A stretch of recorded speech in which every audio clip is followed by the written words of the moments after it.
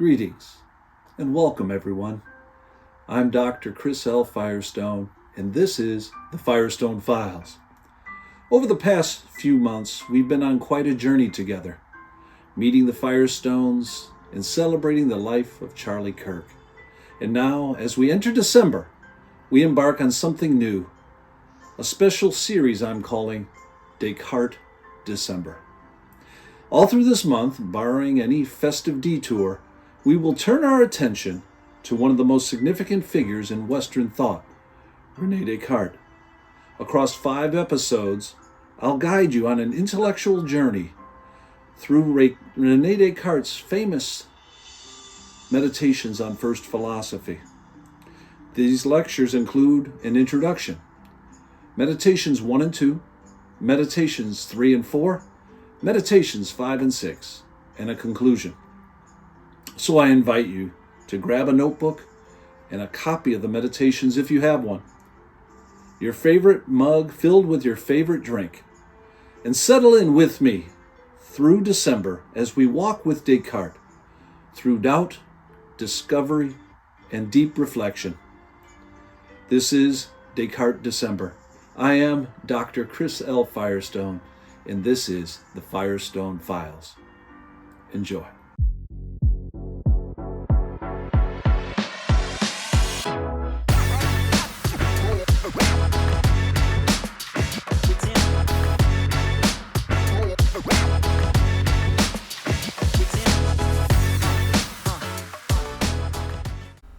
Hi, I'm Dr. Chris Firestone, Professor of Philosophy, and this is the 4th in a series of lectures on the philosophy of Rene Descartes.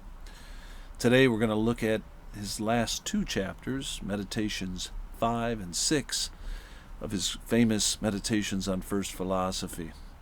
So far in the course, we've had an introductory lecture where we laid out some of the background of the book and of Descartes' life and how it led to this monumental shift from metaphysics as first philosophy to epistemology as first philosophy in the dawn of the modern age, or what's sometimes called the Age of Reason. As we moved into the meditations themselves, I suggested that these meditations acted like 6 days of creation do in the canon of Scripture.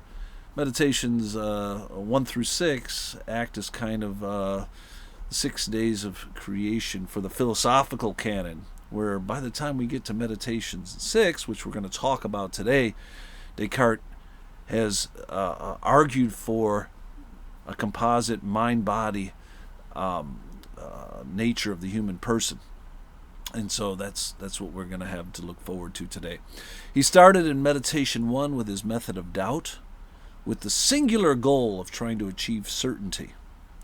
That meditation assumed the existence of an evil demon, and like virtually every religious tradition, origin story, and religious traditions, from Buddhism to Islam to Christianity, there is present an evil demon, and Descartes assumes this evil demon not as a real person, but as a thought experiment that would help him to make certain that his judgments regarding what he could be certain of would in fact be true. And so he left in Meditation 1 with that famous quotation about his assumption of that he has no eyes and ears and arms or anything else because he could be fooled of these. Evil demon could fool him.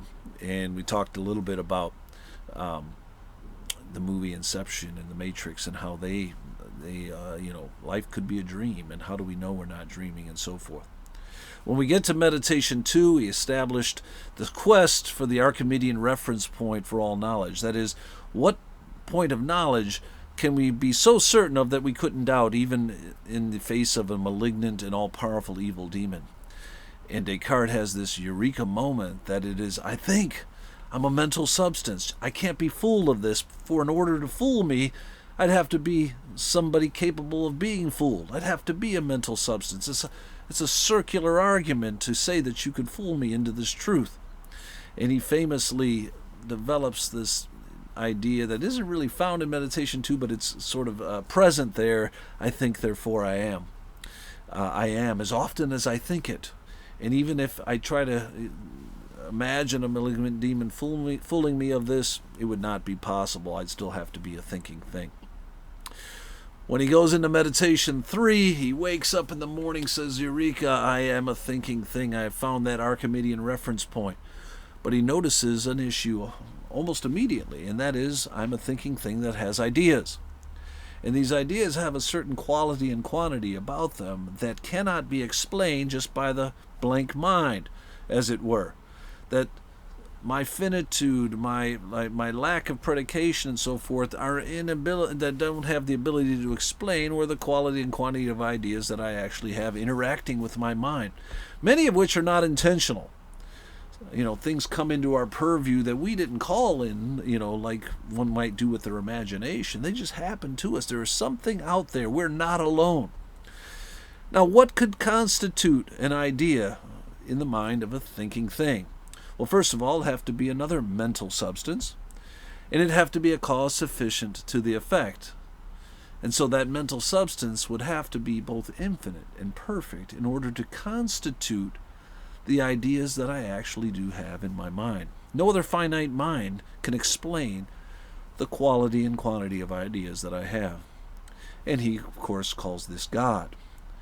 And so we have this whiteboard God, the ens realissimum, the infinite well of predication that is God's nature. And then we have the existence of myself as a conscious being, being appeared to by an interaction that can only be explained by God. Now we move to meditation 4, and we ask the question, or Descartes asks the question, am I moving too quickly? Are my inferences, I had one small step for man, I made one giant leap for mankind to the existence of God. Am I moving too quickly? Can I trust my judgment? And Descartes basically suggests that the intellect in and of itself is not fallen. It's not prone to err. It's when it's wedded to the will. And when our wills get lazy, or we're not being critical, or they're not disciplined, and they seem to just accept things willy-nilly, that things can go astray. So Descartes famously, at the end of Meditation 4, suggests that if I have a disciplined judgment, then reason is the measure of truth, and the age of reason is dawned. And I argue that that sentence towards the end of Meditation 4 is the very centerpiece of the Western philosophical tradition, and we're still trying to come to grips with it even today. Now, as we move into Meditation 5, Descartes is after more. He doesn't really just want the self or God, but he definitely wants to get to the existence of the external world. This is the moment he's been waiting for throughout his philosophy, because remember, it was the gains and the insights of science and mathematics that forced him down this road in the first place, because the great strides that they've been making, metaphysics and the old ways of doing philosophy, weren't measuring up to the pragmatic utility of mathematics and indeed the truth of math and science as they were beginning to emerge. And so the whole point of the meditations is to ground science and mathematics on a firm foundation of knowledge, a philosophical basis, if you will. And on Meditation 5, he realized he hasn't quite gotten there yet. We have God, we have the self, both as mental substances, but one finite, one infinite, but we don't yet have the existence of the external world. How do we get there? Well, the first place that Descartes goes is he goes back to God. And this is something I think that's oftentimes missed in lectures that I've had back in college and so forth, is just how central God is to the entire argument for the trustworthiness of science and the very inferential, positivity or confidence that we have. Because God is all-powerful, He's all good, we would expect that He would not deceive us, and so forth. And He has part of His very nature, he's going to suggest, and this is an additional point. He's only made a kind of colloquial argument, so forth, for the existence of God. But in Meditation 5, he talks about the necessary existence of God, that I can't even think God without existence being part of His nature. He brings up this famous analogy of the mountain and the valley. He says, just as a mountain has a valley, God has existence. And then he challenges that very notion to say, hold on a second, that's a disanalogy, because just because mountains have valleys doesn't mean they exist. And just because I can think God doesn't necessarily mean that God exists. And so if I look over here at Meditation 5, we get a little taste of how this argument is going to work. But though, in truth, I cannot conceive a God unless as existing, any more than I can a mountain without a valley, yet just as it does not follow that there is any mountain in the world merely because I conceive a mountain with a valley, so likewise, though I conceive God as existing, it does not seem to follow on that account that God exists. So he's challenging the analogy. Existence doesn't necessarily follow like valleys follow mountains. But the cases are not analogous, he says, and a fallacy lurks under the semblance of this objection. For because I cannot conceive a mountain without a valley, it does not follow that there is any mountain or valley in existence, but simply that the mountain or valley, whether they do or do not exist, are inseparable from each other. Whereas, on the other hand, because I cannot conceive God unless as existing, it follows that existence is inseparable from him, and therefore that he really exists. Not that this is brought about by my thought, or that it imposes any necessity on things, but on the contrary, the necessity which lies in the thing itself, that is, the necessity of the existence of God. In other words, buried in the perfection of God is necessary existence. For without this necessary existence, his actual existence, he wouldn't in fact be the most perfect being. And this, of course, harkens back to Anselm and other examples of the argument, but necessary existence is an important attribute to this. Descartes doesn't think, from Meditation 3, that I can get God in mind except as existing and as a cause sufficient to the effects of the ideas that I have. That kind of existence is a necessary existence for the very light bulb to go on that is consciousness. Without that, you don't have the raw materials that are of the intellect. You have a blank slate. It requires God to be opposite us and to have necessary existence as part of his being. Now, this leads us to consider, or leads Descartes to consider, the nature of the kinds of ideas that he has. If God is infinite and he's perfect and he would not deceive us and he has necessary existence as part of his being and so forth, then what do we make out of clear and distinct perceptions, both in mathematics and in immediate sense perception? Well, Descartes is pretty clear about this, that God would not fool us of something so clear and distinct, and that among these clearest and distinct elements has to be those things that are immediately present to us. And this will be a transition as we make between Book 5 and Book 6, or Meditation 5, Meditation 6. Because he's returned to the proof for the existence of God. He's pressed the point that God not only exists, but has necessary existence as part of his being. Clear and distinct perceptions he would not fool us of.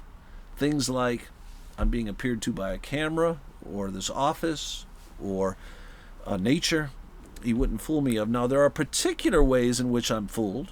He uses the example of a tower that's off in the distance that looks circular, but as he gets closer, it looks like a rectangle and so forth, that I can have individual perceptions. But when I'm careful, clearly perceiving, not drunk, not on drugs, getting enough sleep, disciplined in my judgments, I have no reason to think that they are not trustworthy. And because God is not a deceiver, the evil demon has been vanquished, I can trust that the external world in fact exists. Now this will lead, and we're going to talk about this maybe at the end of this lecture or into the concluding lecture, to what is sometimes called the Cartesian circle. And that is, Descartes seems to be using clear and distinct ideas that lead to the notions of infinity and perfection, for example, to prove the existence of God. Then he's using the existence of God to prove the existence of clear and distinct perceptions of the external world. And that to some people sounds like a circular argument. I will just say that there are two types of circular argument, and I'm not going to land necessarily on which one it is here with Rene Descartes. But there's the viciously circular argument where you're actually using, illegitimately using features of one premise to prove another, and you use the other to prove the original one, and so forth. Or there's virtuous circular arguments, which have a kind of reciprocity to them that one requires of the other. And I think Descartes' response is that this is basically a virtuously circular argument. But be this as it may, we have in Meditation 5 the further establishment of God's nature and God's existence, and the trustworthiness of clear and distinct perceptions. As we then make our way over to Meditation 6, we have him employing it straight away. We look over at Meditation 6. There now only remains the inquiry as to whether material things exist. With regards to this question, I at least know with certainty that such things may exist insofar as they constitute the object of pure mathematics, since, regarding them in this aspect, I can conceive them clearly and distinctly. Descartes is going to argue here at the beginning of Meditation 6 that clear and distinct perceptions of the external world, though not perfect like mathematical concepts, do give rise to those concepts. They help us to intuit, they quicken and they awaken these concepts within our mind and so forth. And because they're clear and distinct, these perceptions that we have of the external world, and God is not a deceiver, they are in fact trustworthy. And now again, one has to be critical, one has to be careful. If you go all the way back to his early rules for the direction of the mind, you still have to interpret your world. You still have to withhold judgment until you have careful data and analysis before you make judgments. But you should have the confidence to do science and to do mathematics, because God is not a deceiver. And that the apparatus that he's given you, the intellect, is capable, as it were, of apprehending the world clearly and distinctly. And the external world is thus trustworthy. So we hit this property emerging, sometimes called the property of extension, that things seem to stretch out in the space-time continuum. And that is a clear and distinct perception that I have that must be grounded in the very nature of God. And yet, and we get to the existence of the external world because of it. Now, the place he goes in Meditation 6 is to the clearest and most distinct experience that we have, and that is of our own bodies. I remember when I was traveling, I've had a couple trips into the Grand Canyon. I once spent 2 weeks down through the Grand Canyon, and my tour guide took us to these oases that were created by the local Indian population many, many years ago. And on the walls across the canyon, where it looked to be impossible for human beings ever to get, you would see handprints on the wall that somebody took some ink and blew the ink right on the wall, and you could see their handprint, like they were saying, look, can you do that? But one of the things it shows me is the fascination humans have always had for the body. And our hands, the ability to manipulate and to move our hands and our entire bodies, to feel pain and pleasure and so forth, is an extraordinary thing. And of course, they're the most clear and distinct perceptions that we have. Descartes talks about examples of people losing their limbs and still thinking they have feeling in there and so forth, and that perhaps we could be fooled of these things nevertheless. But we have psychological analysis and so forth to help us to understand that things. That typically speaking, our bodies as an extension of our minds, so what he calls extended mental substances, are among the most clear and distinct perceptions that we have. And so if we fast forwarded here over to Meditation 6, he says, but there is nothing which nature teaches me more expressly or more sensibly than that I have a body, which is ill affected when I feel pain, and stands in need of food and drink when I experience sensation of hunger and thirst, etc. And therefore I ought not to doubt but that there is some truth to these informations. And so he goes on to say, I've already shown the mind can exist independently of the body, and yet I have a body, and it seems to coincide harmoniously with my mind. And this is a clear and distinct perception of which I can be most certain because I am certain that I exist, and that God exists, and He's not a deceiver, and that my judgment's trustworthy, and that clear and distinct perceptions are thus trustworthy, and the most clear and distinct perception of all is that I have a body. And so Descartes is going to distinguish mental substance from extended mental substances like my body, like objects of nature, and so forth. And there's evening and there's morning on the sixth day. So what has Descartes done? He's proving the existence of the self, having a soul and having a body. He's proven the existence of God. He's proven the trustworthiness of nature. He's proven the existence of the external world. And so the famous three things that must be shown as a foundation for all knowledge, God, the self, and the world, are all found here in the six meditations, the meditations on first philosophy. So Descartes' taken us on quite an odyssey. He's left us with a couple of problems. One I've already mentioned, the Cartesian circle. Whether or not it's a vicious or a virtuous circle, I'll leave that up to you. You can read the meditations for yourself. But he's also left us with the mind-body problem, that we are mental substances and we are extended mental substances. And Descartes sees that in all the evidence that he has is that there is a smooth and continuous relationship between the mind and the body. But how does this relationship work? If we have mental substances and we have physical substances, how do they connect one with another? I think I see two possible solutions in Descartes. One is a principle of some sort of pre-established harmony that God, in God's infinite wisdom, has established between the mind and the body. And there's also the famous answer that he gave, I think, in response to Hobbes's objections and so forth, that there's a gland in the back of the neck, the pineal gland, that somehow the mind winds up and smacks this gland and animates the body per se. The pineal gland answer to the mind-body problem really hasn't gone anywhere. I don't think that's taken seriously by many philosophers. The pre-established harmony suggestion idea has been taken up as a possible answer, and there are numerous other ways in which the mind-body problem is handled. All right, well, that's it for now. Those are the 6 meditations. In the next final lecture, we'll try to wrap all this up and kind of address the question, where do we go from here? Thanks for stopping by to spend some time with me here on the Firestone Files. I hope today's reflections offered you some new insights and perspective on life.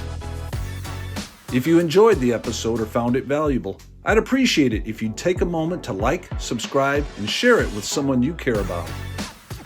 I'd also love to hear your thoughts. What resonated with you? What challenged you? Or what would you like to hear more about in future episodes? Drop a comment below or send in your suggestions to the email in the description. Your input helps shape where we go next. This has been Dr. Chris Firestone. Until next time, keep asking the big questions. And remember, the kingdom journey is always best with your friends. Further up and further in. Bye for now.